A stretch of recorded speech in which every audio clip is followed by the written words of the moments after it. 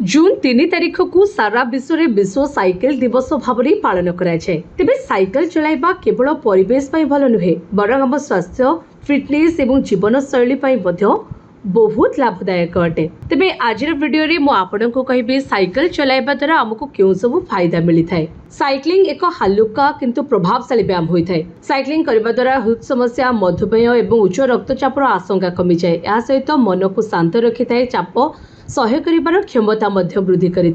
से वयस्क लोकों शरीर को सक्रिय रखा निमंते साइक्लिंग एक सहज उपाय अटे।